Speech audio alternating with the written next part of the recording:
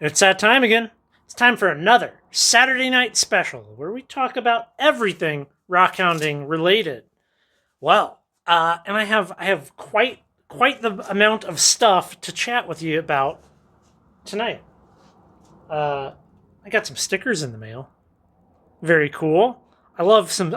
You know what? Like, I'm going to say it like this. I like putting stickers on some of my cases. Now, when we go places, right, and do traveling stuff, whatever, I'm a fan of the Pelican case. Like, this is my camera case right here. So I think we will put one of the New York Rockheads stickers on there. Actually, I sent him some stickers a while back, and it's cool to get some stickers in return. I don't know. It's a little thing, but it's kind of fun to have stuff kind of customized, right? Like that's always fun to have. There we go. Awesome stuff. He's got a YouTube channel, by the way. He's a cool guy. Anyways, let's slide that guy over there. So, something that's been kind of on my mind this week that I don't know if I'm kind of really fleshed out on the idea, but just hear me out. And, maybe we can chat down in the comments about this a little bit. I want to talk about the types of spaces that you go rock hounding. Okay. There's natural areas and there's nature areas. And I don't think there's overlap, but they're not really the same thing, right? Like when I think of a natural area, I think of a place untouched by man. I think of like your old growth forests where there's been no roads built in, there's no paths. It's just like this unspoiled wilderness. And that unspoiled wilderness could also be like, a desert, right? Entirely unspoiled. It could be a tundra, unspoiled, and that's what I think of when I think of a natural space. And then you have nature, right? So nature would be things not made by man. A lot of the places that you see, like in my videos or whatever, I would qualify those as nature areas. Almost everything in the state of Washington, for example, or even Idaho for that matter, is like second generation, third, fourth generation replants. Public lands, those land managers, they sell the rights to the timber to logging companies. They come in and log and they replant and the cycle continues. So in that type of situation, is there much difference between a third generation replant or fourth generation replant and a cornfield or a wheat field? I mean, is it not very, very similar? I mean, my point in bringing this up is how the land should be treated. Yeah, I guess that. Like, I would never go and dig or collect rocks or do anything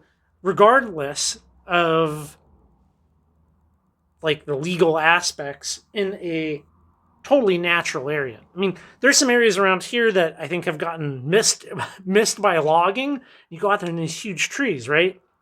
But technically, it's public land and it's national forest, and you can, or DNR, and you can do whatever the heck you want. I could go cut those trees down, but I wouldn't. I'd much rather cut down that small tree that was not as significant, I guess. I don't know. Let me I'm curious if you could give me your thoughts on that. I think it could be a really interesting topic to kind of dissect a little bit. But moving right along, let's do something kind of fun while we talk here. So obviously a gold pan, right? Now, what's the gold pan for? Well, this past week, I had the opportunity to go out to a private mine. I went out to the Granger Clay Pit, and I didn't do any filming. You know, it was just kind of a cool hangout with a friend type of a situation. And one of the things that was there, now this is something that I've wanted for a while, right? Who knows what this is? I wish I could convey how lightweight this is. What we have here is a piece of pumice. Very light. Very light. Okay, how light?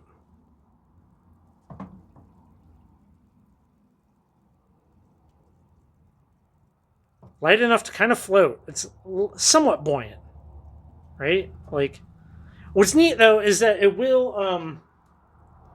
Not all of this stuff was buoyant.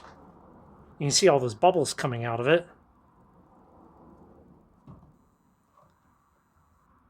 That was the one that's kind of buoyant, and the other ones just kind of sink.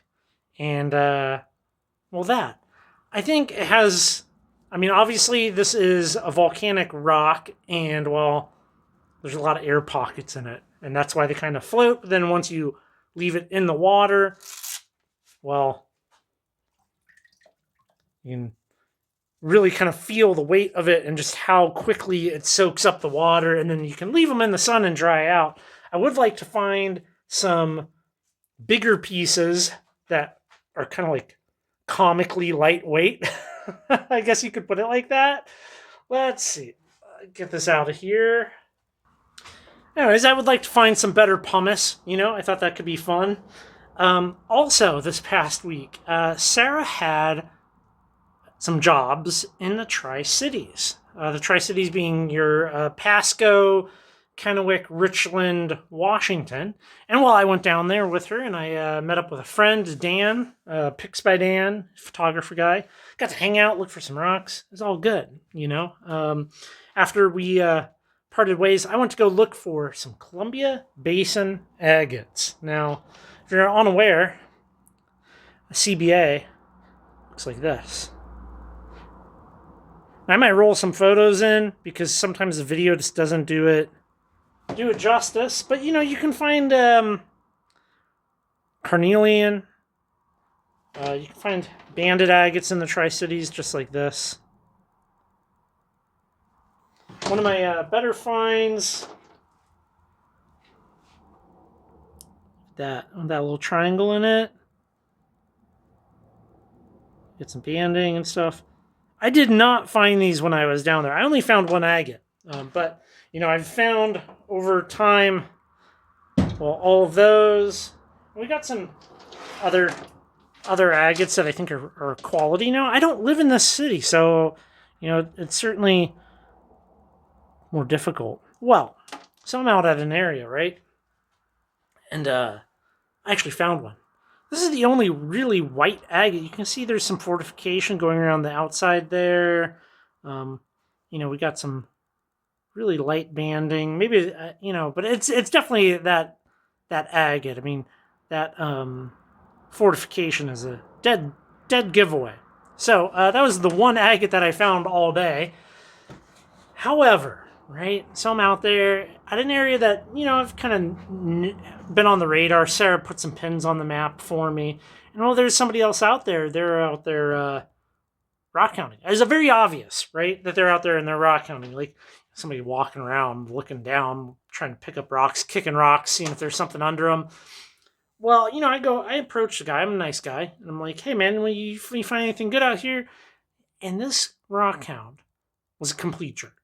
Right? The guy was, I don't know. I wouldn't be able to do it justice, but the guy was super mean. Like, how dare I be out there rockhounding where he was rockhounding? He acted like I was like poaching his spot.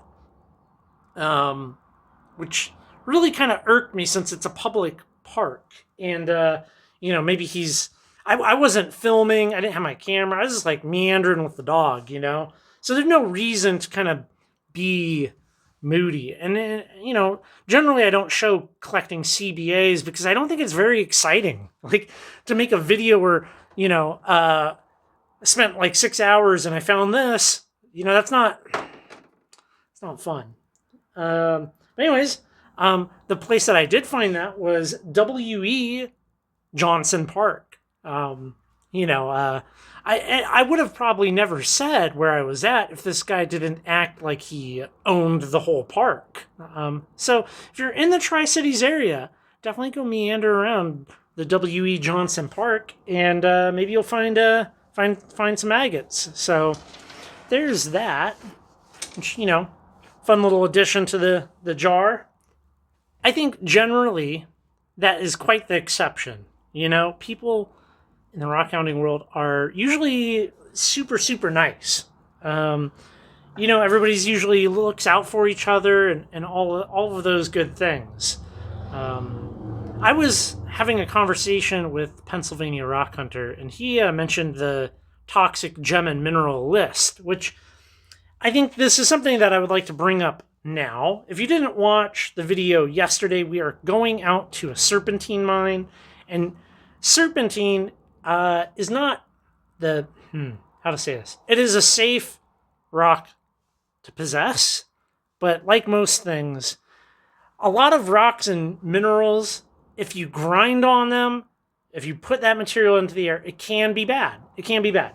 That said, you can possess all forms of dangerous rocks and minerals and collect them, store them, and handle them in a safe way. How